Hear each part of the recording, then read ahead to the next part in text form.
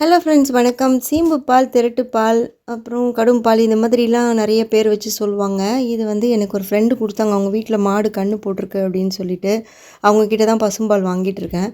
இதுக்கு நான் வந்து வெல்லம் சேர்த்து முதல்ல நல்லா வெல்லத்தை வந்து அந்த பாலில் அப்படியே கரைச்சிக்கலாம். இதில் தண்ணியெலாம் சேர்க்காமல் அப்படியே கரைச்சிட்டேன்.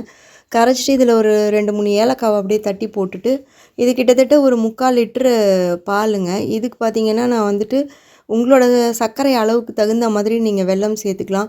நான் ஒரு 1/4 கிலோ அளவுக்கு வெல்லம் சேர்த்துருக்குறேன். 1/4 கிலோவுக்கும் கம்மி தான், கொஞ்சம் கம்மியாக இருக்கும்.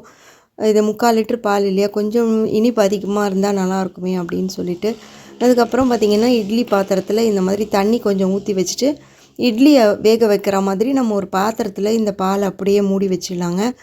மூடி வச்சுட்டு நீங்கள் இந்த மாதிரி வேக வச்சு எடுத்திங்கன்னா அதுவே கேக் மாதிரி அழகாக வந்துடும். சுற்றியும் இந்த மாதிரி கத்தியில் எடுத்து விட்டுட்டோம்னா சூப்பராக இருக்குங்க.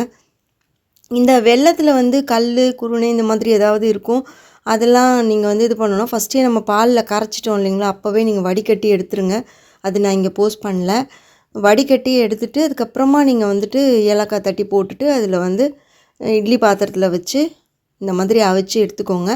இது நல்லா வேக வச்சு எடுத்தாச்சு. இப்போ பாருங்கள், இதை வந்து நம்ம ஸ்லைஸாக கேக் மாதிரி வரும். சூப்பராக கட் பண்ணி எடுத்துக்கலாம். இது சூடாகவே அப்படியே எடுத்ததுனால புகையாக வருதுங்க. இப்போ இது கேக்கை வந்து கட் பண்ணி நான் வந்து எடுத்துக்கிட்டேன். இது வந்து ரொம்ப ரொம்ப ஹெல்தி அப்படின்னு சொல்லுவாங்க. மாடு வந்து பசு மாடு வந்து கன்று போட்ட உடனேயே நம்மளுக்கு வந்துட்டு இந்த பால் வந்து கிடைக்கும் அப்படின்னு சொல்லுவாங்க. அதாவது மாடு கன்று போட்டுருச்சுன்னா ரொம்ப ரொம்ப ஹாப்பினஸை வந்து ஷேர் பண்ணுறதுக்காக பக்கத்தில் இருக்கிறவங்களுக்கு எல்லாேருக்கும் இந்த பால் கறந்து கொடுப்பாங்க. இது ரொம்ப ரொம்ப ஹெல்தி.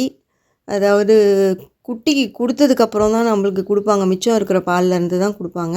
இது வந்து சின்ன வயசில் நான் சாப்பிட்ருக்கேங்க. அதுக்கப்புறம் பார்த்திங்கன்னா இப்போ தான் எனக்கு கிடச்சிது. நானே வந்து செய்கிறதுக்கான வாய்ப்பு கிடச்சிது.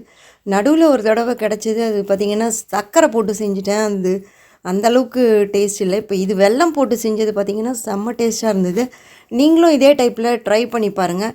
வெல்லம் வந்து பார்த்திங்கன்னா உப்பு வெல்லம் போட்டுறாதீங்க.